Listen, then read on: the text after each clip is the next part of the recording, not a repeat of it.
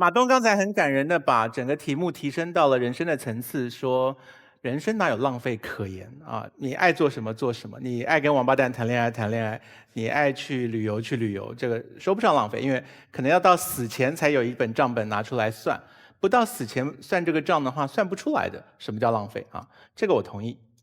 可是为什么我的本能上觉得高学历的女生当全职太太是一种浪费呢？我的浪费两个字建立在不是这一方的立论基础，说我们浪费了社会培养他的资源，或者我们浪费了这个学位所带给这个人的专业知识。我的浪费不是建立在这个浪费上。我讲的浪费什么事情呢？我讲的浪费是读到高学历的那个女生，浪费了她自己的人生最珍贵的时间。我们过度的美好的描述了高学历这件事情，读到一个高学位是很浪费时间的，哈，很费时，这跑不掉的。所以我刚才问了一下这个，怪不得潇潇要跟我不高兴，说我怎么不问本科生？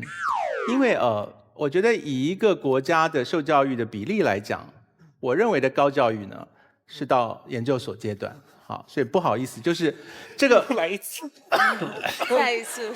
大学在我看起来是通才教育，所以刚才这边的人所说的，大学是盛一个碗也好，是打造一个什么才华或能力，那都不是我想的高学历这件事情。我们现在讲的不是高智商，也不是高才华，我们讲的是高学历，你得拿到那张文凭，那才叫做高学历。所以我调查了一下在座的博士跟硕士们，然后我也做了功课，就是我去查了几个不同领域的人的硕士论文，我现在告诉你们听，你们会吓到，因为你们没有念研究所的很多人会过度浪漫的想象高学历在干什么。好，我告诉你们他们在干什么。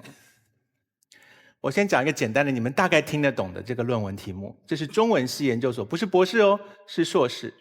这个硕士的论文叫做《淮南子中理想帝王之形象》，啊，这是他的硕士论文啊。读过淮南子的举手，我看一下。淮南子中理想帝王之形象，这个我还听得懂，因为我知道淮南子这本书，所以我大概知道。好，接下来呢，我找了一个是经济学的硕士论文，不是博士哦，只是硕士而已。具生产不确定性与期货避险之货币搜寻模型，啊，这个是经济学的硕士论文。请说中文。哎，我现在讲的就是中文。接下来我找了一个物理学的硕士论文题目：超导铁磁薄膜系统的界面电阻与临近效应。好，最后来个精彩的啊，就是解剖医学的硕士论文：自我吞噬作用、自噬作用参与 Brown Norway 大老鼠暴露于间歇性低氧引发呼吸道过度反应之过程。我们太浪漫了，就是艾丽讲的太浪漫了。艾丽说高学历的知识是相通的，一点都不相通。这4个硕士不知道对方在讲什么事情啊！我才念了4个，你知道有多少学科吗？就是我还没讲到商业管理，我还没有讲到国际贸易，我没有讲到古典音乐，我没有讲的可多了呢。我在研究所的时候，我跟那个谁，我跟曲家瑞一样，我们学的是艺术硕士，所以我们做的论文不是文字论文，是我们要教作品的。曲家瑞要教绘画吧，要教艺术品，然后我们的要求是要拍3部电影，我才能够毕业，这是我们的论文。所以我们稍微有接近一点真实人生。可是我每次走进电影博士班的时候，我碰到的这些好手穷经的老先生老太太们，他们真的满头白发在念博士，因为他们年纪大了，小孩长大了，他们没有事干，他们很愿意来学一个他们有兴趣的事情。就刚刚马东讲的，有兴趣他就来学了。所以呢，就坐在我对面，然后讲了一大堆电影符号学，我完全不知道我们2个讲的是同一部电影。我很惊讶，就是他从那个电影里面看到什么，怎么我一样都没有看到啊？全世界的高等教育其实都很越走越专才，那不是通才教育，所以高学历不是给我们拿来玩呢，拿来让我们变得比较会管理家政系统，比较会带孩子，比较会像默默所说的教育小孩。高学历很窄，所以那么窄的时候，你都花了这么多力气写了这个自噬作用参与 Brown Norway 大鼠暴露于间歇性低氧引发呼吸道过度反应过程了。结果你回去看你孩子的呼吸道感冒的时候到底引发什么过程啊？这个是2件事啊。所以我觉得我们对高学历这3个字，念过的人都知道不是那么回事，而没念过的人会把它太美化。所以我是从这个角度来理解“浪费”这2个字的。那我当然同意马东所说的，人生到最后不能够算这本账，没有所谓的浪费可言。可是如果我知道有人花这么多年读了这个学位，然后最后能嫁人的时候，就立刻很高兴的拍拍手说老娘去嫁人了，那我心中浮现2个字是哎，真浪费。这样。大家好，我是上了康熙又上了奇葩说，上完奇葩说又要回去上康熙的 KK 康永。大家好，我是什么呢？上半年把所有的秀全上了一圈了哈，最后落款落在了奇葩说上的 JJ 金星。大家好，我是割了眼袋又会长，长了还会割，割了还会长，长了我还会割的 马。好，今天我们很荣幸请到了我心中的美丽小女神吴莫愁。Hello， 大家好，我是唱歌很奇葩，但是唱了《大奇葩》这首歌之后更加奇葩的默默吴莫愁。你通过上一场比赛，对这些选手是不是有了更多的了解？对，更多的了解。我感觉到他们真的太可怕了，很容易就把我搞得颠来倒去。这话是什么意思？哎，颠三倒四的。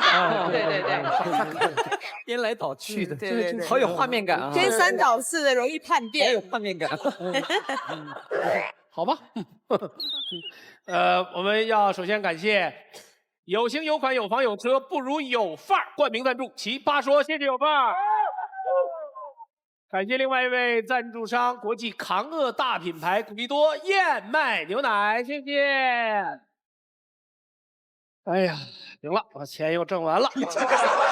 上那个一个网站叫知乎，知乎上有一个特别有名的问题，一直困扰着我。他就说如何优雅的抠鼻屎，可以解释自己怎么处理，但是也可以示范，就怎么都行。那得示范，那得有道具，对吧？就本来自己得有，是吗？我好可爱。如今做出了第一个示范。默默，你会怎么办？啊，问到我，其实我真遇到过这种事。是吗？就在我第一次拍一个人生中觉得很重要的 MV 的时候，当中呢，我就发现所有人都窃窃私语。然后觉得我是不是有什么不对的地方？然后我旁边的人就同事就过来告诉我，妈妈，你擦一下鼻子。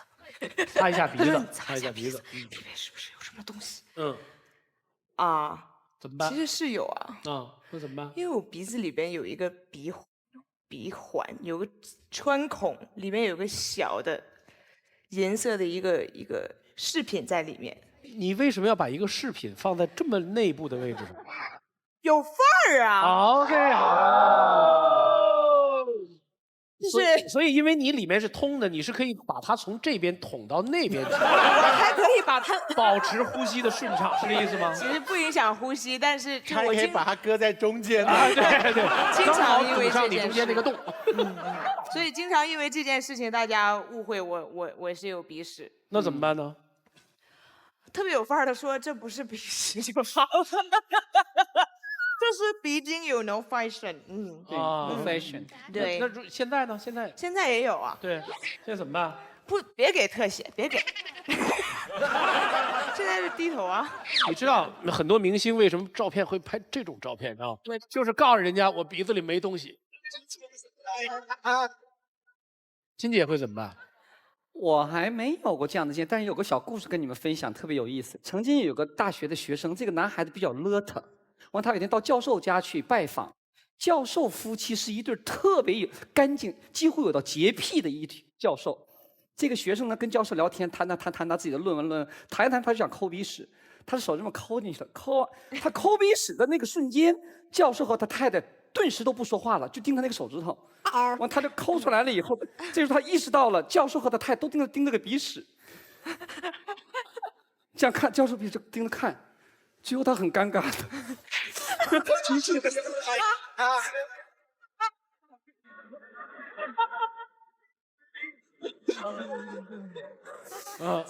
对了，你的话这真是肥水不流外人。范儿太正。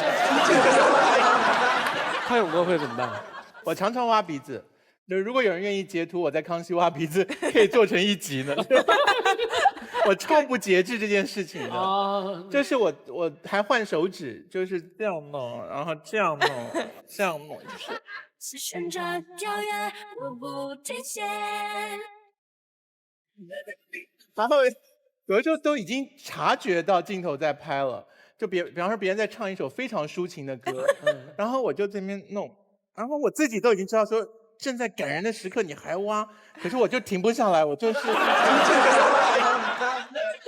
所以后来我就绝望了，就算了啊。你知道最优雅的挖鼻子就在康永哥身上，他挖鼻子那种感觉跟人吃螃蟹是一样的。还要用各种工具，你知道吗？换个地方啊，怎么才能把沟沟里面的挑出来啊？范甜甜，你是怎么挖鼻屎的？哎呦，怎么现在讲？对，我有2种方法。哎呦，哦，真的？对，要看我对面是我喜欢的人还是不喜欢的人。哦，如果是喜欢的人的话，我会伸出我的小指，我的指甲也很长，我要遮住我的鼻子，就这样捅。一般是你知道吗？坐在你对面那个人会说：“哇，他这鼻子是有多深？”如果对面是我讨厌的人的话，我庆祝右鼻孔，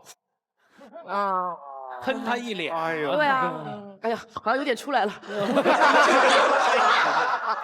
你知道吗？就是我可以给你一个更好的建议，就是我今天观察了一下，我觉得 豆这个大小颗粒啊，刚好可以用来堵上，你来试试。你是因为刚才那个环节没讲是吧？我忘了给人家做广告了，所以只有把豆拿出来。塞鼻孔，人家会喜欢吗？哎，他们是这样的，就是只溶在口，不溶在手，没有人试过鼻子里会怎么样。反正这些是真的没有塞过的，所以放2个在这边。好了，会开心了，开心了，不行。我吃了2粒，每一粒其实吃下去的时候，我又赚到了那么多钱的时候，我心里那个爽啊！你呢？你怎么挖鼻屎的？如果这是一个万众瞩目的场合，我这实在是没有办法，就真的是挖出来以后，我能想到最优雅的方式，其实就是。哎呀，就抹在一个优雅的人身上就行。哎呀，好吧，我们分享了我们自己的。我们这一集4个人都我们一会儿看谁扛不住哈。来看一看这期辩题。我是范范，32岁，女博士。从小到大，我一直是品学兼优的好学生。从本科到硕士，再到博士，我一路披荆斩棘，终于实现了我成为高学历女生的梦想。然而，意外发生了，我相恋5年的男朋友向我求婚了。他希望我婚后做他的全职太太，相夫教子，贤良淑德。Honey, are you kidding me? 我辛辛苦苦读了这么多年的书，就是希望能成为一个独立的女性，不用靠男人过日子。即便你养得起我，我也不想窝在家里整天洗衣做饭带孩子呀。这不是浪费了我堂堂一位女博士吗 ？OK？ 不过回头想想，当全职太太好像也没什么不好。现在职场压力这么大，不如待在家里来得轻松自在，享受生活的乐趣，感受家庭的温暖。这不就是女人追求的终极幸福吗？我读书不也是为了幸福的生活吗？好像这也并没有浪费我的高学历 ，right？ 我是范范，32岁，女博士。我纠结。高学历女生做全职太太，到底算不算浪费呢？我们今天题目是高学历女性做全职太太是不是浪费？绝望的，说实话。当我看到对手名单的时候，绝望的。你知道吗？薇薇姐跟甜甜姐坐到一边的时候，太可怕了。无可否认，当我跟甜甜合体的时候，会对对方形成非常大的压力，难免他们会慌乱。我们要尽可能抚慰他们的心灵。我来这里只是单纯想要感受一下在鸡汤熬夜的滋味。其实我并不是一个人魅力也是大，并不是一个善于灌鸡汤的人。但是不知道为什么我每次一说话，总有股鸡汤味儿。我要在鸡汤界跟陈明一决高下啊！那你是啥鸡汤？他灌装的我知道，一听的加个人，10年也不会花。我是带着剧毒的黑鸡汤。高学历女生做全职太太是不是浪费？来，全场观众，红蓝键，正方浪费，反方不浪费，请投票。5、4、3、2、1。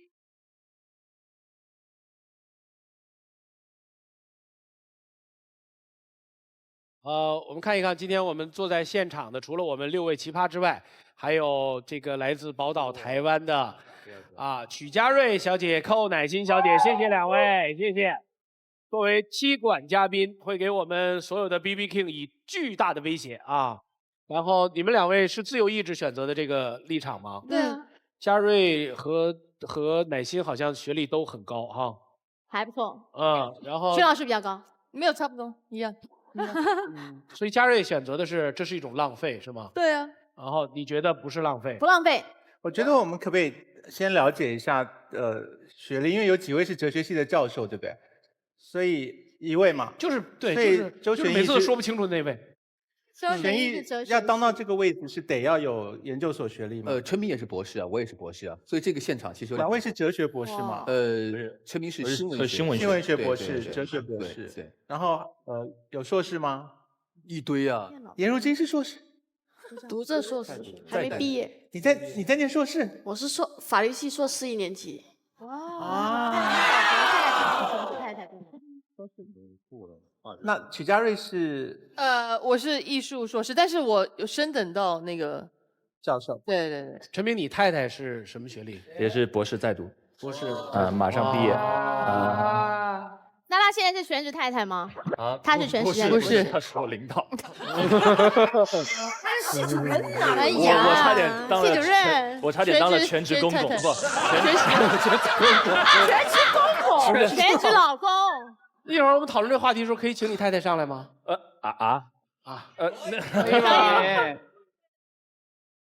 陈明太太，你准备一下哈。那个，那康永哥，我们基本上做完了学历调查了，那我们就可以表态了吧？立场，好不好？那个康永哥站在什么立场？金老师选哪边？我觉得不浪费。你觉得不算浪费？不算浪费。那我觉得算浪费啊。女神，你呢？那我觉得浪费吧。你觉得高学历女生做全职太太是一种浪费啊？我把这个题目都说完了，你变不变主意？才过1秒哎，就是想变了，怎么办？怎么办？你这样，我让你听完了全场，然后你最后再选。行，好吧？谢谢这样你就人生就没有那么纠结了。那你肯定不浪费了。你是什么？我不浪费啊！我都模拟一时脸鼻涕了，我肯定跟你一起。放心吧，咱们是不浪费，不浪费，我们就是不浪费，我们就是浪费。来吧。好，我们看一看，浪费一方是占优势，反方谁先开始？我。加油！来，反方行。哎呀，很久没有我第一个开始的了，有点尴尬。那高知女性一般来说，我相信站在对方立场的话，一定会讲一件事情，就是你没有学以致用。比如说你学了这么一个高的文凭，学到了博士，你应该在你这个行业里面成为一个顶尖的人物，这样才不算是浪费。好，那么这样说起来的话，我就跟大家来讨论讨论关于浪费这件事情啊。我范甜甜是学行政管理的，我现在来做了演员，是不是浪费呢？浪费，按照对方的观点来说是浪费，是吧？康永哥 UCLA 学了这导演系毕业的，是吧？我知道你也想当导演的啊，现在当了主持人，是不是浪费呢？不浪费，但是你们认为是一种浪费。如果按照对方观点说，一个高知的女性读了这么高的学历，没有学以致用是浪费，那我们所有的人就被物化了。一个女人会被物化，你明白我的意思吗？陈明，你应该明白是吧？什么话？被物化，就变成一个物体的物，物体的物，我以为是像雾像雨又像风。这你作为一个博士生，竟然不明白物化这2个字，你是故意？你看，这就是行政学跟新闻学博士的巨大差别。你现在提醒我是吗？不。那么接下来我们要讲一个叫大材小用，你们一定会跟我们提出来，是不是？高知女性，你是不是大材小用了吗？做这样的一个全职太太？可是我个人认为，做全职太太是一个世界上非常非常非常难的一个职业。就好比说像我范甜甜啊，我觉得都是不太能够胜任，所以自己也嫁不出去，因为我觉得我不是很胜任这样的职位。我今天要开始撒鸡汤了，不好意思啊。我觉得我们每一个家庭都是社会的一个小小的因子。我好不习惯呐！来，我们每一个家庭都是社会稳定因素的一个最基本的因子，因为我们这个小小的因子才能够架构起整个社会和谐的大因子。如果家庭不是很和谐的话，整个社会怎么会和谐呢？所以我认为，在一个这样的一个小小的家庭当中，每个人职责都是非常非常重要的。作为一个整个家庭的总经理来说，这份职业是如此的高尚，可是你们竟然有一点点瞧不起这个职业，认为我们做全职太太是种浪费，你们认为应该吗，同志们？他实在不是一个那种一辩的选手，他是属于那种就是你要出来，我掐死。对方是谁？你先。田姐刚刚混淆了一件事情是什么？浪不浪费和可不可以做是两个不同的概念。你依然可以做这个选择，你有权做这样的选择，我们尊重你的选择，但是你不能说它不是浪费。就好比你买了一个肉包子，你咬了一口，你觉得太难吃了，然后你要扔掉它，你有没有这个自由？你有。你可不可以这样做？可以。你有没有充分的理由做这件事情？有，因为它真的很难吃。可是你有没有浪费这个包子？老实说，有。就这么简单。所谓高学历是什么？是你学到的东西，你学历越高，学到的东西其实就越脱离日常所需。哪怕你学的是中文，好像大家都会说一样，但老实说，你读到博士的时候，你研究的就是什么甲骨文啦、古文字啦，各种各样的东西，就已经不是正常人说的话了。所以，当你学到了高学历之后，却没有在生活中应用它，老实说，你是浪费了你曾经学到的知识。拿我为例，我当初学的是葡萄牙语，可是我现在做的是银行。就是这2年来，我和葡萄牙语唯一的交集，就是那天我路过超市买了2串葡萄。我当年学的时候多辛苦，我们要练发音，我们要练绕口令。我们说的不是吃葡萄不吐葡萄皮，不吃葡萄倒吐葡萄皮，就是葡萄绕口令。我们说的是葡萄牙绕口令，我哈的会，我哈的嘿之类的一些莫名其妙的。哦，太久没有练了，太苦了。对，所以知道吗？为什么我口吐白沫？是因为我们专业每个人练这个东西都练得口吐白沫。我是落下了病针。发现了吗？我浪费的是什么？我浪费的不是我的未来，我没有说银行不好，我浪费的是我过去所学到的知识，以及我在这上面花出的时间和精力。高学历女生浪费的是什么？是她曾经在这些学识上面下的苦功，就这么简单。好，谢谢。哪方？谁？哇！你们都忘了一件很简单的事情，高学历的女生啊，连嫁出去都很不容易了。今天还说她浪费，非常不是人。都嫁出去了，爱怎么做怎么做嘛。那什么情境下大家会说一个高学历的女生是在浪费啊？是这样，7大姑8大姨在一起聊天的时候，比如说亲戚家的那个他家的女儿，她考得非常好，上学高学历的女生，这个时候她去做全职太太了。那其他阿姨怎么讲？哎呦，你看这考上那么好的学校，还给人家当太太呢，还在家擦地呢。这时候她找到了一点点平衡。这句话是这么来的。我们接受教育的过程，其实逐步的是培养我们世界观的过程，和把我们整个结构这个世界的方法在拔高的一个过程。真的无所谓你学到了什么知识，也无所谓这些知识在以后派没派上用场，派上了哪些用场，因为本质上这不是最重要的事情，最重要的是培养我们这种思维方式。女性不应该因为她选择了任何事情而被贴上浪费的标签。她选择了高学历，她想怎么做就去怎么做。她在自己的生活当中找到了她自己的快乐，没必要被对面的各位告诉大家这是一种浪费。米歇尔·奥巴马他也是高学历，学的是法律，现在在做一些什么东西啊？在白宫的小花园里种有机蔬菜，对不对？身边很多就高学历的妈妈们，她们在家里每天下午有姐妹的下午茶。他们讨论这附近这个城市里有哪个教育机构可以去投资。学经济的家庭妇女，她可以在家里帮助她的老公打理财务。各司其职，各有所长，不是你在外面赚钱就能够定义人家的一生。谢谢。非常好，正方，你猜。其实我尝试理解一下他想告诉大家什么东西，就是这是你自己的选择，因此你想怎么做就怎么做，按照这个定义走下去，人生没有浪费。我把肉包子丢给狗，这是我的选择，我想怎么做就怎么做。今天我把钱给烧掉，这是我的选择，因为我想怎么做就怎么做。到最后，人生有什么东西是浪费的？每一个东西，我们做的每一个选择都是自己的选择，所以你们的世界里面没有浪费，这是第一点。第二点，您方告诉我方说这是自己的选择，你不要苛责我，那是因为您方有一个误区，你以为你读了高学历回去养孩子，做一个全职太太或者全职公公，这是浪费了你自己的时间、你自己的精力，还有你自己的金钱吗？不是，你还浪费了一种东西，叫做别人的机会。什么意思？在任何一个国家里面，高等教育都是相当稀缺以及有限的资源，甚至学历往越上面攀到硕士、攀到博士，那个资源就越稀缺。所以有一些人，他们获得高等教育的机会了，成为所谓的高学历女生或者高学历男生，自然也会有一些人被淘汰，成为所谓的落榜考生。这样的人少吗？不少。每年有多少个人高考落榜？这样的人少吗？不少。有多少个人？仅仅有多少个人读上硕士跟博士？所以这时候我们就思考一件事情：当初我把机会被你抢走的时候，坦白说，我只能够认，因为你比我优秀。国家把钱投在教育资源里面，是希望更优秀的人为国家贡献。结果你读了高学历，你只想贡献你自己的家里。亲爱的，你只想贡献你的家里，可是我想贡献国家，我想贡献社会，为什么你不一开始把这个机会让给我嘞？你把它用了，结果你跑过去奶孩子，请问一下，你难道就不能够说你一生浪费吗，姐姐？所以这件事情就好像什么事情？笑什么？这件事情就好像什么事情？你还是叫阿姨比较那什么一些。这件事情就好像什么事情？就是你去上厕所，你比我先冲进厕所。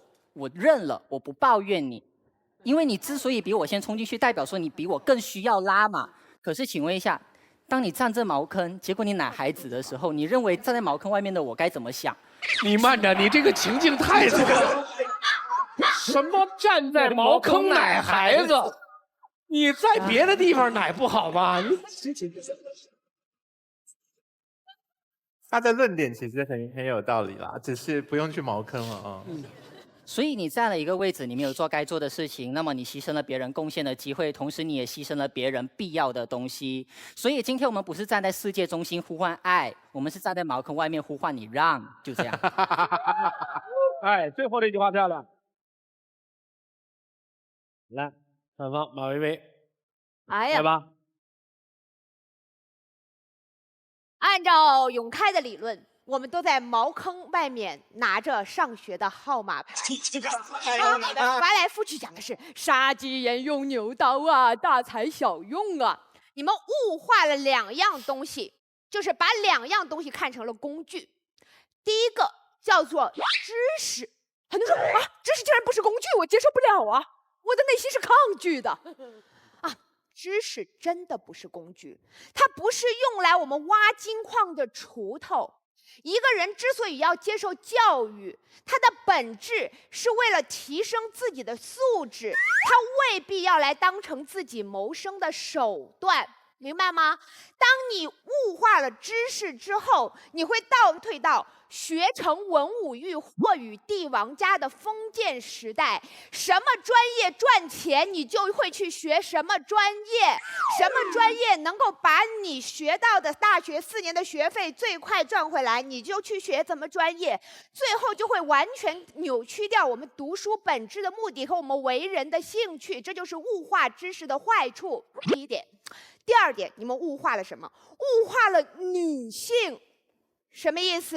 就是女人，你既然选择了全职太太这份工作，而这份工作又不需要你有高学历的时候，拜托，你作为一只安分守己的鸡，就不要想到外面的世界看看，老实给老子在家下蛋。明白了吗？你认为的是什么？是任何做全职太太的人都不配求知啊，所以你物化了全职太太这份职业。2点反驳。我真正要讲的是什么？今天我们看上去讨论的是一个很小的话题，但实际上讲的是一件很大的事情，就是这个世界上有没有行业贵贱。坦白讲，就算我们怎么样呼唤行业平等，在我们的潜意识认知里面，行业就是分贵贱的。我今天要给你们讲的是，通过什么方式能够做到行业无贵贱？这个方式就叫做贵人操贱业，从而使贱业不贱，推动整个行业的进步。什么意思？在遥远的中世纪，我说的不是贱业了，我说的简直就是邪恶的事业。什么是邪恶的事业？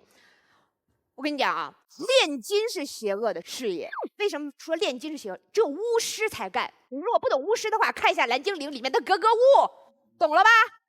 好，那个时候一个真正意义的贵人叫罗吉尔·培根，他是那个时代的贵人。为什么？因为他是一个修道士。哎呀，组织培养他呀，教会栽培他呀，稀缺的社会资源都给了他呀。而这个不务正业的修道士，他可干了啥呀？他去玩炼金术了呀。这不仅是操贱业，还是操邪业，邪恶的邪。结果他玩炼金术玩成了什么？现代化学的开山怪，明白了吗？没有贵人操贱业，炼金术这个贱业根本不会形成现在的贵业，也就是化学。后来就有一个更怪的培根，这几个你们比较熟了，这个叫弗朗西斯·培根。他是什么呢？他是个真正意义的贵族啊，首席长喜大臣，相当于现在的首相啊，那真是狂拽炫酷，哪儿都炸天。比我们周芳薇可有范儿多了。好，这个贵族他干了一件什么事儿呢？他蹲在雪地里观察一只鸡的死亡过程。为什么？因为他自幼热爱科学，他认为实验这件事儿，他要看到一只鸡整个腐烂的过程，才能研究细菌，才能研究生物。而就是由于这样一个贵族操了一个当时奴隶都不爱干的贱业，带动了整个近代史上的科学发展。在他之后，英国、法国、德国乃至整个欧洲都开始有贵族开始干工匠的活，于是欧洲最先出现了科学。回到我们今天这个命题，在现代的家庭分工中，有没有可能有一种职业？请注意，不是身份，就叫做太太。而高知女性投身到这个职业里面去，有没有可能带动家政学的发展？有没有可能带动夫妻关系学的发展？有没有可能带动伦理学的发展？有没有可能带动男女情感学的发展？贵人操贱业，高知做太太，从来不浪费。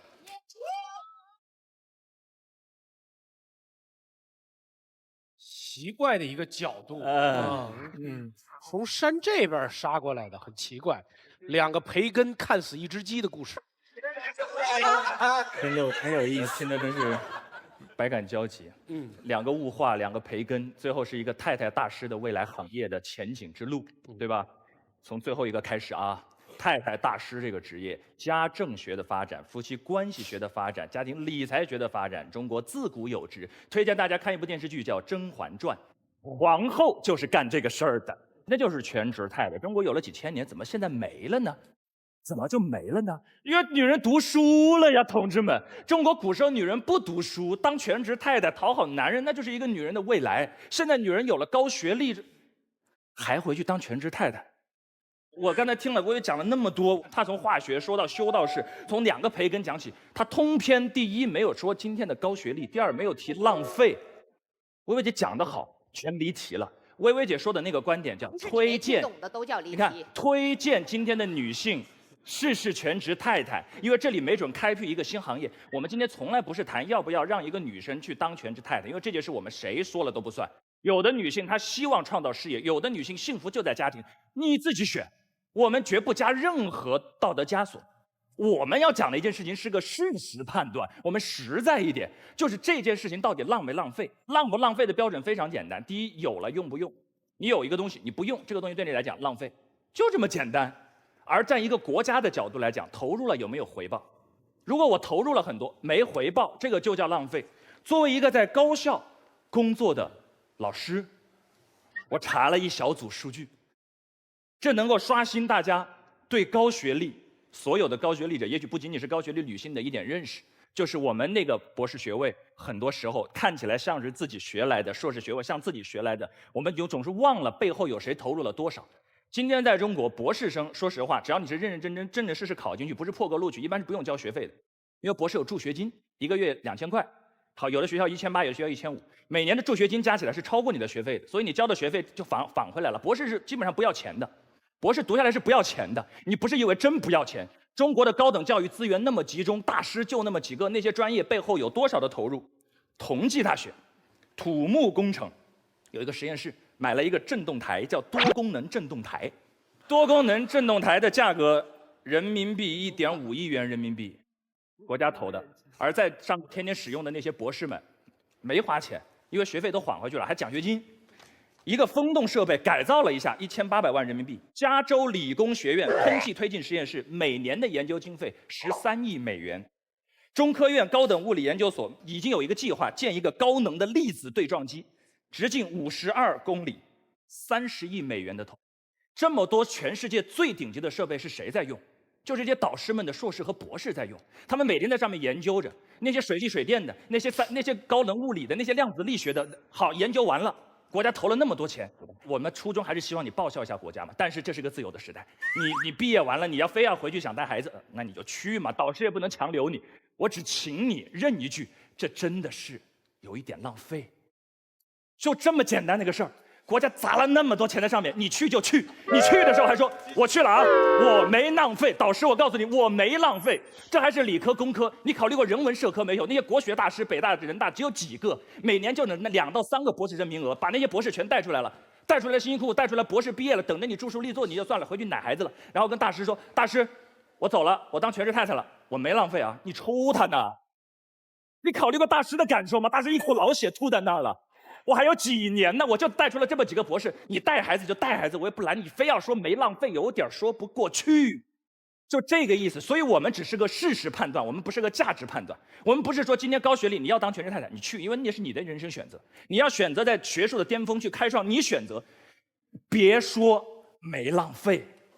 谢谢。李欣，陈老师。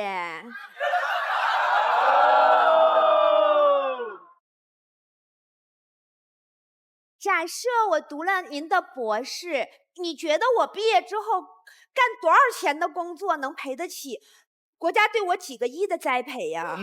说得好。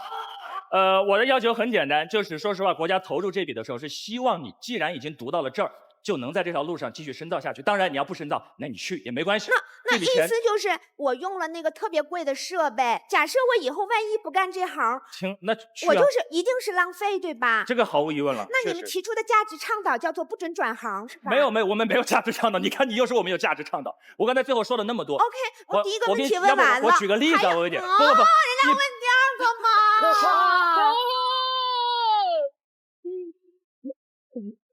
马薇薇同学，对不起，我打断一下啊，默默，你觉得在刚才他们发生的那一段，是不是就是学生跟老师之间会有那个？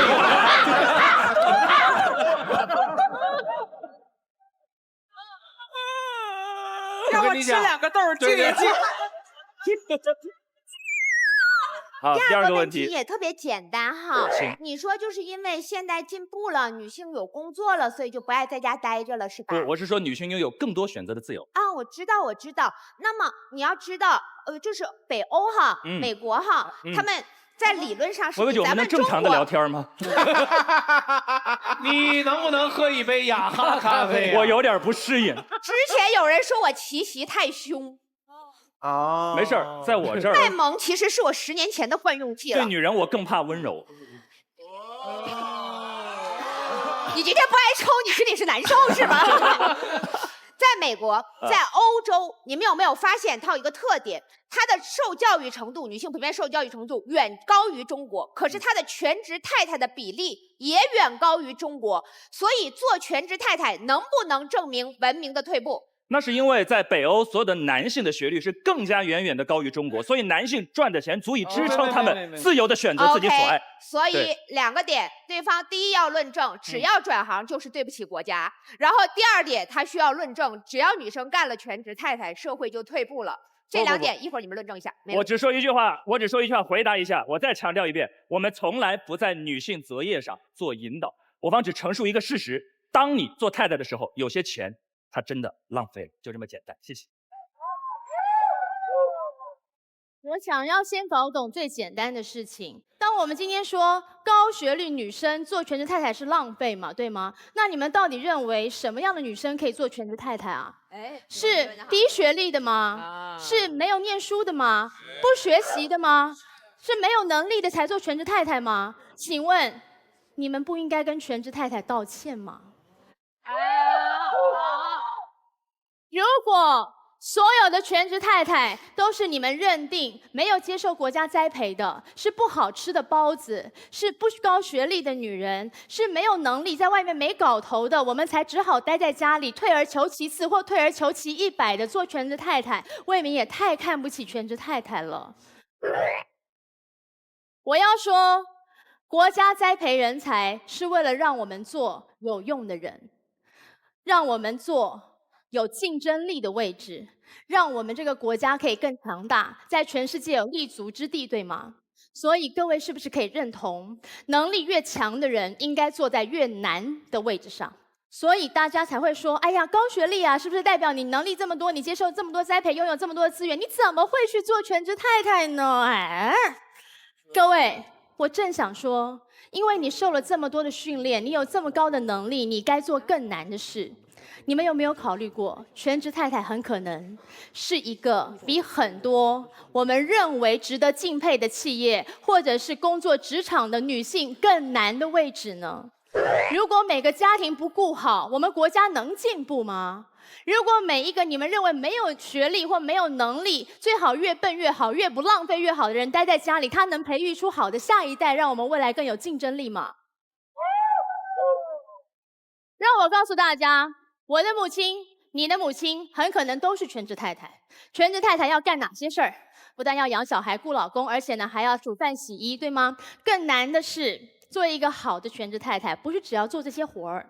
一个全能的全职太太，最重要的是维持家庭的和乐、全家人的和谐，跟一个男人心理的正常跟健康。你们知道一个男人在事业意气风发的时候可以有多骄傲吗？他很可能会忘了自己是谁，以至于接下来他没有办法预期下一次的跌倒。你们知道一个男人在事业谷底的时候会有多沮丧吗？他很可能会一蹶不振，甚至想不开。也许他就会造成一个家庭的悲剧。一个好的全职太太，在男人在山顶的时候要告诉他，你要小心，不要太得意；在他在谷底的时候要告诉他，我陪着你东山再起。一个好的全职太太，不但要成为男人的心灵支柱，还要成为全家人的粘合剂，对吗？孩子吵架，她要负责排解；孩子跟父亲的关系不好，她要做中间的桥梁。我试问大家，如果在一个企业里面，有一个人，他可以从打扫阿姨一直干到文员，还要操持呢家里面的账，还得要是会计，然后甚至他也是秘书最好的帮助者。接下来他还得要做大小事情在家中的决策，所以他应该也是个总经理的职务。你有听说过打扫阿姨到总经理一手全包的人吗？我要告诉各位，这个职业就叫做全职太太。全职太太太难了，没有能力的人干不了全职太太的。好，所以我要告诉各位，很多人说，那么寇乃馨，你说的漂亮嘞，你学历也不错，你咋不做全职太太呢？你就叫别人做，你为什么不做呢？我很诚实的说，我不是觉得做全职太太是一个浪费，我觉得做全职太太是我的目标。我还没办法办到，我还得更努力。我最大的梦想就是有一天黄国伦站在台上领某一个辉煌的奖的时候，大家给他鼓掌的时候，我可以云淡风轻的笑着说 Ladies and gentlemen, Is my husband Vince Huang， 这是我的丈夫黄国伦，那是我的人生愿景。但我认为站在背后的推手更需要技术，要成就一个成功的男人或一个家庭，更需要能力跟智慧。一个好的女人愿意做全职太太，一个有智慧的高学历女人愿意做全职太太，她可以让每个家庭更加的美好。我们都不用谈什么伦理学、情感学，只要每个家庭都幸福，社会就不会有案件，国家就不会崩盘。所以全职太太必须有能力的人才能干。好，谢谢。最后，李佳瑞小姐。对，我先根据刚刚乃金姐讲，她说当她的这个老公事业走入低潮的时候，我们会安慰他，对。可是我讲的是说，这是一个老师的职业病，你知道吗？他一定会站起来走到与其我在家里两个人哭，两个人得忧郁症安慰他 ，Come on。徐老师高学历，我出去工作就好了嘛，我来赚啊！为什么我要在家里安慰他？我觉得我们要面对现实，处理问题，我就出去了，我不需要在家里。这个时候，因为我高学历，我可以帮助我先生 ，Why not？ 然后我觉得女人要做自己，我觉得我们不能放弃一切，而且不管任何学历，我先讲无学历好了。我们家附近一个市集，一个菜市场，每天门口一个阿婆在卖菜，她没有念过书。他结了婚，也有家庭，也有小孩，也有孙子，但他每天就是要出来工作，因为他说那是他热爱的。然后讲一个低学历好了，我住的那个大楼管理员是个女的，她也是60几岁了，也有孙子孙女，她只有小学毕业，也不是什么字。那我说你为什么要出来？他说我就要出来，我要找到我自我的价值啊，他都懂。那我说中学历好了，一个高职生，我的化妆师小曹。你说怎么样？他学化妆，他也可以待在家里，可是他说不要，我要出来。他说我要做个造型师、化妆师，我要帮你化妆，那是他自己的价值所在。那讲高学历好了，你想 Amazon、FB 他们的 CEO 这些女人，一天可以赚20万、40万、50万人民币，他为什么待在家里？你觉得他们把家治好吗？他的钱足以请6个保姆、8个司机、5个佣人帮他治理这个家，帮他照顾先生，帮他照顾小孩，帮他照顾一切。他是有这么大的社会责任。他为什么要待在家里？那真的就是浪费，而且他辜负了整个社会公司对他的期待。OK， 那最后我要说的是，全职太太的定义是什么？她是一个大管家。其实刚刚乃馨已经讲了，我觉得她要侍奉公婆，她要打扫、补习、照顾孩子，还要教导孩子才艺，每天要接送。如果生了2、3个小孩，我还要做这全部的事情。我要帮小孩辅导作业，帮他洗衣服、烫衣服等等。可是如果今天是高学历，你觉得我做得来吗？当然做不来，因为我当时不是学这个的，我要从头学起。我可以学吗？当然可以。可是我最后会搞得焦头烂额，我每天心情很糟，看到公公婆婆，我可能会愤怒、会发怒，得罪了公公婆婆，然后弄成一个黄脸婆，等先生回来。他在公司看到这么多漂亮的女孩子，然后呢，回来再看到我，他只想跟我吵架，只想躲着我。可是我就觉得说，老公你陪陪我，陪陪我吧。他根本不想理我，对于我是不是一个浪费？当然是。所以，女人不要小看自己浪费人生 ，OK？ 谢谢。谢谢。汪妮，我要讲就是其实高学历这个事情，我觉得我们有点误解。我们觉得高学历是一碗水嘛，就是我水滴石穿，我念了很多年书，最后攒了这一碗水，这碗水我没有泼向那块菜地，我就浪费了嘛。其实我觉得高学历是帮你打了一个碗呐。高学历其实培养的是一种你学习的能力，一种终身要学习的一种精神。这个碗至于你要来装什么，这是你自己的事情。有一个话题我特别想谈，不吐不快，就是这边我们有2位台湾的朋友嘛，想跟你谈谈我们大陆女性的一个状况啊。就是我有一个20岁的小女生朋友问我说：“邦尼，你觉得我们中国女性的地位高不高？”这个问题我很难回答她，因为我们49年之后，我们的这个平权运动把女性抬到一个很高的位置，解放女性出去工作，我们妇女要顶半边天嘛，就是强行拉到这么高的一个位置，感觉我们地位是高的。但我要想问第二问题是，我们中国女人累不累呢？其实是非常累的，因为女人出去工作了，但男人并没有回归家庭。我们的这个社会价值观内核还是很保守传统的嘛。我们认为一个女人获得了所谓的幸福就是你的成功，一个男人获得了成功就是幸福嘛。所以说女人，我们的事业女性，如果你还有个家庭的话，其实你就打了2份工。所以现在为什么我们要正视全职太太这份工作这么重要？就是告诉所有丈夫，你的太太其实打了2份工，她还额外做了1份工作，你要尊重，你要感谢。我们只有正视这部分价值的意义，才能呼唤更多的男人愿意回归家庭，去做那个全职丈夫嘛。然后最后我想说2句话，就是如果说有人用家庭、牺牲、奉献、付出这东西来绑架你，说你一定要去当个全职太太，你不要上当，他在放屁。同样，有人如果跟你说实现自我、独立、自由，用这种价值观来绑架你，让你不能让你去当一个全职太太，他也在放屁。你不要上当，因为没有任何一种主义大过你的生活，没有任何一种价值观能绑架你的自由。你是一个女人，你爱怎么来就怎么来，你怎么舒服怎么活。谢谢。来，笑笑。其实我说真的，我觉得听了这么多，我想说的是，我觉得高知女性当全职太太浪费的不是她的学历，是她的才华。她能读到一个很高的学历，至少说明她不太蠢，她有一些才能，对吧？那所以说，你们有没有发现，我们奇葩说第1季到第2季台上坐的所有的女生，没有正在就是婚姻关系当中没有当全职太太的？很简单，就是因为全职太太会消磨你很多的精力和时间，你没有办法再投身到你自己的兴趣和爱好当中去。所以说，真的，我倒希望所有的那些高学历女生全部都各司其职。马薇，你法律系高学历，你就去当你的律师；甜甜，行政管理，你就去做你的行政管理。我本来以为我是一个学双语播音的，我觉得我的学历本来在娱乐圈真的是如鱼得水，结果我一来到奇葩说，我成学历最低的。我真的觉得。尤其是康永哥刚才多伤人，先问有没有博士，再问有没有硕士。我以为下个要问有没有本科，我手都准备好了，他不问了。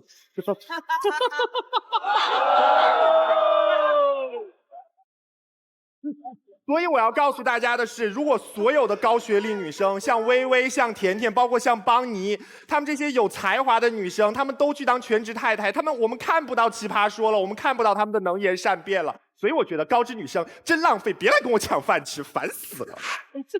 不仅不当，他们最可恨的是，不仅不当全职太太，他们还搞跨界，气死我！艾丽啊，这些不行了，已经。我快憋死了，让我一定说。我第一呢，我主要反对就是因为你之前怎么样了，所以做什么就是浪费。这观点我特别讨厌，是因为我是新疆人。很多人说，你新疆你怎么不会跳舞？你怎么不去当舞蹈演员？你说你浪费了你多好的基因啊！你们天生就应该这么去做。我说我真跳不好，我一唱歌全部都要死，你知道吗？所以特别抱歉，吴莫愁，那个你的歌我给你 rap 一下。我一唱歌，大家也全部都要死，我们是一样的。所以因为怎么样就会浪费，这个概念是有问题的。我一个朋友。2个博士学位从美国学回来，现在在北京某个 club 当 DJ 啊，所有人都觉得哇，这也太浪费了，还浪费了美国人民的钱啊。但是无所谓啊，他自己是主动选择的，这件事儿就不能算浪费。而且我们作为外者就更不能说他浪费。最后我再说一下关于高学历的事儿，大家知道高学历博士英文中叫做 PhD。Doctor of Philosophy， 任何专业的博士都是这个，新闻学博士也罢，哲学博士也罢，法学博士也罢，所有博士全部都是哲学博士。什么意思呢？高学历的人，他的学问是相通的。大家不要那么瞧不起高学历的人，大家不要总是觉得高学历就家务活干不好。我们选择这个想干好，无论是全职老公还是全职太太，我们只要愿意，永远不是浪费。非常感谢，谢谢。最后一个机会，陈明说吧。我是把这个题目再踏踏实实的给他说清楚。艾丽，你是一新疆人，然后今天你不会跳舞，这一点都不浪费。可是你之前花了10年的时间用来学跳舞，跳的还挺不错。但是今后这辈子再也不跳的话，如果是这样，有点浪费。但像金老师这样，那就不一样了。金星老师，玩起来，听我说完。金老师用了他所有的精力，成为了之前是中国现代舞之父，现在是中国现代舞之母。我跟你讲，在任何情况下，回不来了。不，听我说完了，言不回来了。金老师就是中国现代舞的父母。今天，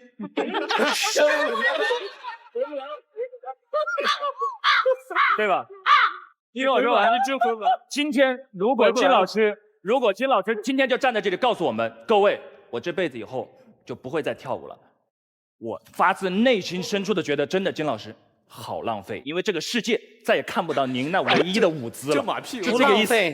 我用我的舞蹈看到了世界以后，我觉得发现做脱口秀上奇葩说比舞蹈更有影响力。好，OK。最后我要告诉您的是，你们告诉我所有的女人回到家里特别好，我告诉你，人很多时候因为有浪费的资本而高贵。为什么我们说高学历的女生带着高学历回家，我要对她更好一点？就是因为我看到了她竟然把她这么多年的所有的才华都浪费了，为了我才因此而感动，明白这个意思吗？她如果今天回来告诉我，我虽然学了那么多，但是一点都不浪费，我就是想回家做。那才是一个男人对一个女人最大的不道德。我们要看到他浪费了那么多，而且要看到那个浪费的原因是因为我，因为这份爱，我才因此而最大的质疑我的感动和敬意。谢谢。圆回来了，圆回来了。OK， 我觉得要把现场留给我们观众了，你们去做选择。陈明太太，她最后这个精彩的发言，阻碍了你上台的道路啊！你也，这是个大。那么我们要请我们几位导师来发表他们的看法。吴莫愁，你定了主意了吗？我定了。定了怎么了？我选择不浪费。对。原因呢？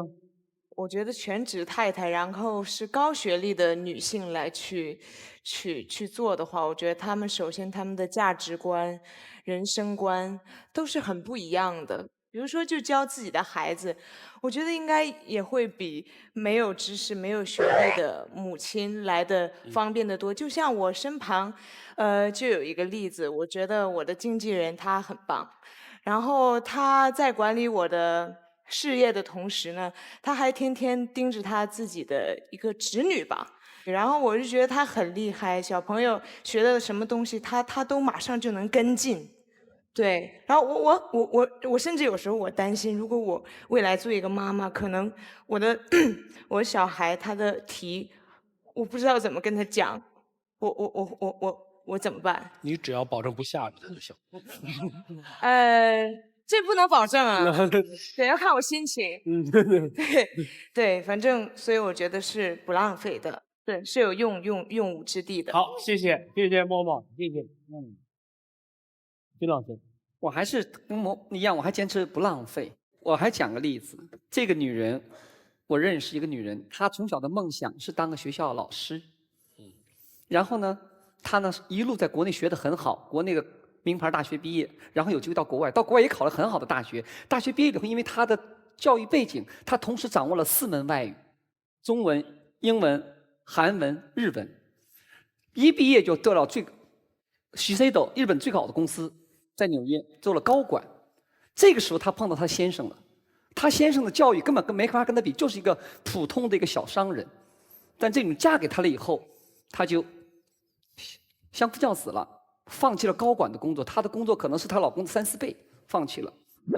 这个时候，这个女孩子妈妈抱怨之极，乃至这几乎母女关系破裂了。我培养你这么多年，拿了这么好的学位，你嫁了一个人，你就不工作了，当太太了。这个女生是的，这是我最想做的事情。为了这个男人，生了2个儿子，然后在家开始用他所有的知识教育了2个儿子。10多年以后，结果是2个儿子，一个培养到了哈佛医学院，一个培养到了纽约大学商学院，而且在同时，她把她老公那么点的小资本重新整合了一下，变成了一个房地产商。这个是由于她的成功案例在当地引起了很多的重视。然后呢，当她55岁的时候，当地的一个公立学校把她聘为了校长。她突然间在她50岁的时候，又圆了她曾经从小想当教师的梦。但是这么10多年，她的母亲一直没有原谅她，就是觉得她浪费了。但最后，她用她的生活经历告诉了她母亲：“我没有浪费，我实现了我的梦想，只是你要给我时间，我要做我的事情。”这个女人不是别人，就是我姐姐。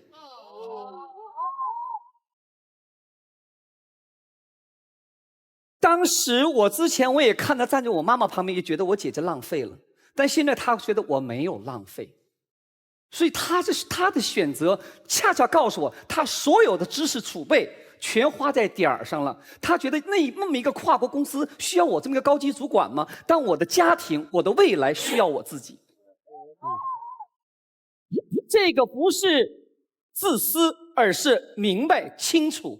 所以说，我觉得高智商女人做全职太太，她一点儿都没浪费。每一个家庭有这么高的质量的话，咱们别再空着喊着社会和谐，不用了，因为你所传述的全是对的，而且一切决定兴趣在于他选择喜不喜欢。他如果是被动的，那太浪费了。它如果是主动的，一点都不浪费，而且是升值的。我说完了。现在是52-48，康永哥，我继续说好不好？好啊。那我想说，好像我们讨论的话题是一个教育话题，教育的目的是什么？受教育的目的是什么？教育的目的是政府对社会和民族的责任，应该找到最聪明、最牛的人去管这件事情。受教育的目的不是这样的，受教育的目的只是对自己的责任，甚至都不是责任，它应该回归到兴趣，或者是一种生活方式。我特别信一句话，叫做“什么是你的教育成果？当你完成教育过程，把所学全忘了的时候，剩下的是教育成果。你今天还记得你所学专业教你的那些东西吗？但是你记得很多教育成果，你今天成为你，是那个成果在起作用。那么从这个点上来说，我觉得受教育这件事儿没那么严重，别把它当成你人生的唯一的一个出口和一条路。如果这件事儿没那么严重，你选择的那个专业就更没那么严重。你们都喜欢英国的一个演员叫 Mr. Bean， 据说他是学物理的，但是他是好演员。还有另外一个最近演那什么黑天鹅的那个，好像也是个学什么的啊？对，他们被浪费了吗？我觉得他们进了研究所，我不管他怎么想，对我来说是浪费了。我太喜欢 Mr. Bean 了，所以浪费这件事儿，它有大小尺度的客观标准。小尺度上就是麦当劳吃了一半扔河里是浪费，这张纸我没有正反面打印是浪费。和小尺度上的时间，今天下午我没去成，没赶上我要去的那个事儿，好像我浪费了我的计划。在人生的大尺度上没有浪费这个概念。我们经常会说，我跟那个人谈了3年恋爱，结果他是个王八蛋。回想起来，我人生是浪费的。但你知道那3年，你怎么假设你的人生没有那3年？你怎么假设你的人生不会浪费在另外一个王八蛋身上？你还常说我找了一份烂工作，那是个烂公司。我在那个公司工作了4年，我是浪费了我的4年。你怎么知道？所以在人生尺度上，没有浪费这件事儿。如果人生没有浪费，我们怎么说高学历女生做全职太太是一种浪费呢？在这个尺度上，不是浪费，甚至浪费这2个字无从谈起。我说完了。马东刚才很感人的把整个题目提升到了人生的层次，说人生哪有浪费可言啊？你爱做什么做什么，你爱跟王八蛋谈恋爱谈恋爱，你爱去旅游去旅游，这个说不上浪费，因为可能要到死前才有一本账本拿出来算，不到死前算这个账的话，算不出来的。什么叫浪费啊？这个我同意。可是为什么我的本能上觉得高学历的女生当全职太太是一种浪费呢？我的浪费2个字建立在不是这一方的立论基础，说我们浪费了社会培养他的资源，或者我们浪费了这个学位所带给这个人的专业知识。我的浪费不是建立在这个浪费上。我讲的浪费什么事情呢？我讲的浪费是读到高学历的那个女生浪费了她自己的人生最珍贵的时间。我们过度的美好的描述了高学历这件事情，读到一个高学位是很浪费时间的，哈，很费时，这跑不掉的。所以我刚才问了一下这个，怪不得潇潇跟我不高兴，说我怎么不问本科生？因为我觉得以一个国家的受教育的比例来讲，我认为的高教育呢，是到研究所阶段。好，所以不好意思，就是这个来一次，再一次。大学在我看起来是通才教育，所以刚才这边的人所说的，大学是盛一个碗也好，是打造一个什么才华或能力，那都不是我想的高学历这件事情。我们现在讲的不是高智商，也不是高才华，我们讲的是高学历，你得拿到那张文凭，那才叫做高学历。所以我调查了一下在座的博士跟硕士们。然后我也做了功课，就是我去查了几个不同领域的人的硕士论文。我现在告诉你们听，你们会吓到，因为你们没有念研究所的很多人会过度浪漫的想象高学历在干什么。好，我告诉你们他们在干什么。我先讲一个简单的，你们大概听得懂的这个论文题目。这是中文系研究所，不是博士哦，是硕士。这个硕士的论文叫做《淮南子中理想帝王之形象》。这是他的硕士论文。读过《淮南子》的举手，我看一下。淮南子中理想帝王之形象，这个我还听得懂，因为我知道《淮南子》这本书，所以我大概知道。接下来呢，我找了一个是经济学的硕士论文，不是博士哦，只是硕士而已。具生产不确定性与期货避险之货币搜寻模型。这个是经济学的硕士论文。请说中文。我现在讲的就是中文。接下来我找了一个物理学的硕士论文题目。超导铁磁薄膜系统的界面电阻与临近效应。最后来个精彩的就是解剖医学的硕士论文。自我吞噬作用、自噬作用参与 Brown Norway 大老鼠暴露于间歇性低氧引发呼吸道过度反应之过程。我们太浪漫了，就是艾丽讲的太浪漫了。艾丽说高学历的知识是相通的，一点都不相通。这4个硕士不知道对方在讲什么事情啊！我才念了4个，你知道有多少学科吗？就是我还没讲到商业管理，我还没有讲到国际贸易，我没有讲到古典音乐，我没有讲的可多了呢。我在研究所的时候，我跟那个谁，我跟曲家瑞一样，我们学的是艺术硕士，所以我们做的论文不是文字论文，是我们要教作品的。曲家瑞要教绘画吧，要教艺术品，然后我们的要求是要拍3部电影，我才能够毕业，这是我们的论文。所以我们稍微有接近一点真实人生。可是我每次走进电影博士班的时候，我碰到的这些好手穷经的老先生老太太们，他们真的满头白发在念博士，因为他们年纪大了，小孩长大了，他们没有事干，他们很愿意来学一个他们有兴趣的事情。就刚刚马东讲的，有兴趣他就来学了。所以呢，就坐在我对面，然后讲了一大堆电影符号学，我完全不知道我们2个讲的是同一部电影。我很惊讶，就是他从那个电影里面看到什么，怎么我一样都没有看到啊！全世界的高等教育其实都很越走越专才，那不是通才教育。所以高学历不是给我们拿来玩呢，拿来让我们变得比较会管理家政系统，比较会带孩子，比较会像默默所说的教育小孩。高学历很窄，所以那么窄的时候，你都花了这么多力气写了这个自噬作用参与 Brown Norway 大鼠暴露于间歇性低氧引发呼吸道过度反应过程了。结果你回去看你孩子的呼吸道感冒的时候到底引发什么过程啊？这个是2件事啊。所以我觉得我们对高学历这3个字念过的人都知道不是那么回事，而没念过的人会把它太美化。所以我是从这个角度来理解浪费这2个字的。那我当然同意马东所说的，人生到最后不能够算这本账，没有所谓的浪费可言。可是如果我知道有人花这么多年读了这个学位，然后最后能嫁人的时候，就立刻很高兴的拍拍手说老娘去嫁人了，那我心中浮现2个字是哎，真浪费。这样。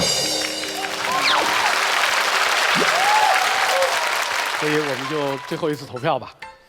浪费摁红键，不浪费摁蓝键，请投票。3、2、1，看看最后结果。正方胜出。高学历女生浪费的是什么？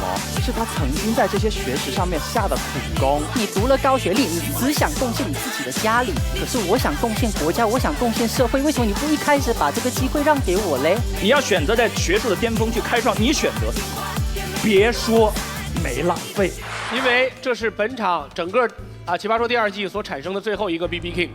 在这之后的节目里面，我们就会进入最后的终极的决赛的 PK 环节了，所以这是最后一个 BB King。而我们的规则是，没有做过 BB King 的人是没有办法进入到最终的决赛的。所以，在这3位当中胡天宇、陈明和陈永开当中，请3位导师帮我们写出本场表现最好的 BB King 是谁？写名字。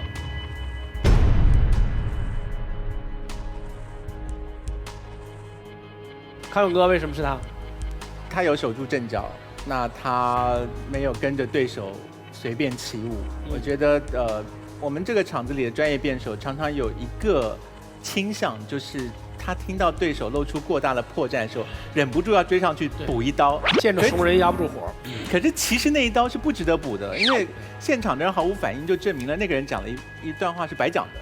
你不用去一个白讲的话里面再补一刀，所以我觉得守住阵脚是一个很好的示范。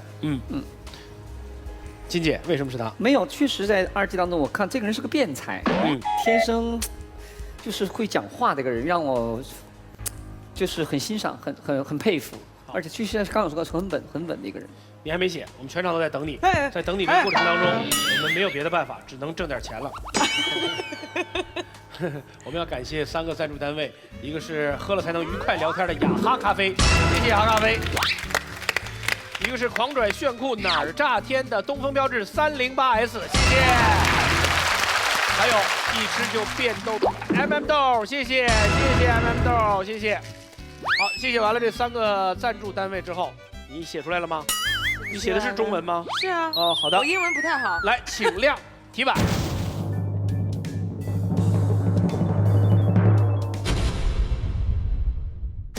微博关注爱奇艺奇葩说，参与话题互动，和全世界的深井病做朋友。微信添加爱奇艺奇葩说订阅号，每天推送纯干货，喂饱你。强烈建议到百度贴吧奇葩说官方吧写下长篇大论，洋洋洒洒任你喷。解放奇葩就在慢都慢不下来的爱奇艺视频。陈明，好，本场由国际扛饿大品牌古力多燕麦牛奶所送出的10万元扛饿基金，送给陈明，谢谢。谢谢了，谢谢。好扛饿，漂亮。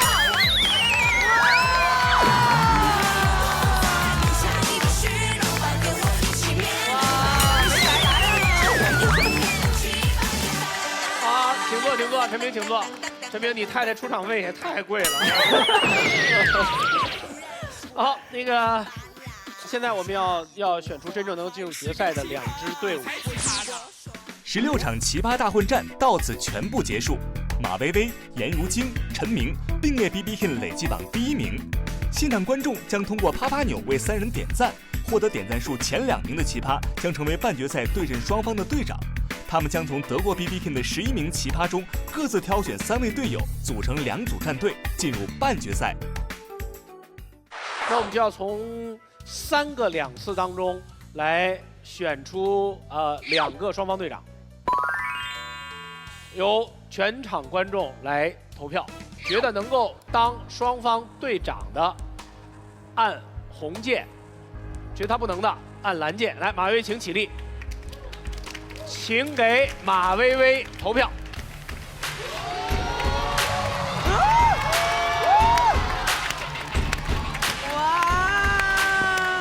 马薇薇98-2。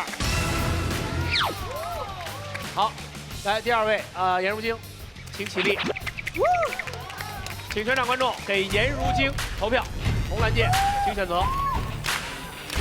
5、4、3、2、1，赢，57-43。好，陈明请起立。请给陈明投票，开始。5、4、3、2、1，陈明78-22。这样双方队长产生了，他们是马薇薇和陈明。哦，你们是双方队长，你们各选本队的3名队员及持方，进入到最终的决赛当中。所以你们2个人现在是石头剪刀布，来首先决定选择优势，只有1次机会。来，预备，石头剪刀布，马薇薇优势。马薇优势，你有2个选择，你是愿意开始选自己的持方，还是愿意开始选队员？队员。你队员持方无所谓，无所谓。持方的选择权就给了陈明，所以在陈明在决赛的时候，可以首先选择我正方还是反方。哇，这是一个巨大的优势哈。所以但是由马薇薇他可以先开始选择队友。啊，马薇薇在所有的 BB King 当中，来 BB King 请起立。BB King 们都 BB King 请起立。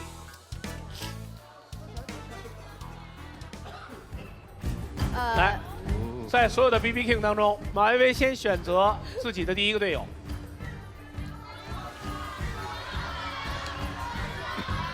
5、4，选吧。可以选了，第一个。谁？范甜甜。范甜甜。范甜甜站队。陈明选择自己第一位队友。5、4、3、2、1，吴静。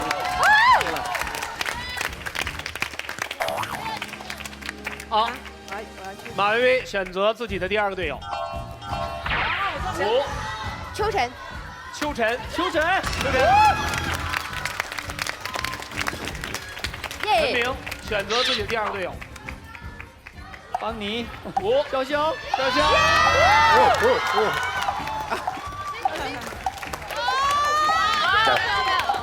双方都只有1个名额了。马薇薇选择自己的第我们该讨论一下嘛，是吧？啊要讨论一下嘛。我们要讨论一下。讨论一下。拿 BB King 的人里面呢，基本上表现都很不错，起码在他拿的那一场里面表现是很优秀的，就很难分出好坏来。那我会看什么呢？我会看他们在每一场的第2轮发言到底好不好，因为那一轮发言往往是没有经过准备的。我觉得这就是等于是对所有拿过 BB King 的人的一个综合的考量。马薇薇选择自己的第3个队友。姜思达。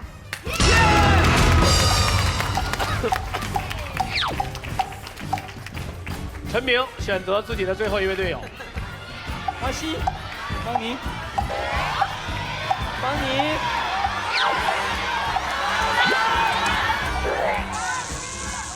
其实最后这个人真的是非常难选，非常难选。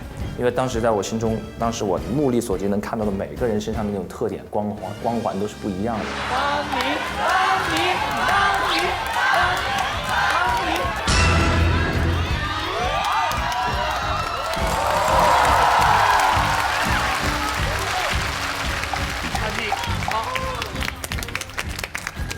我们即将进行的是2队之间的大决赛，但是所有的奇葩都会在场，而且你们将继续有你们的表达空间。谢谢所有站在2排的奇葩，谢谢你们。让我们所有的观众一起敬请期待由有范儿冠名赞助的《奇葩说》的总决赛。谢谢有范儿。也谢谢我们另外1位赞助商古力多燕麦牛奶国际扛饿大品牌，下周见。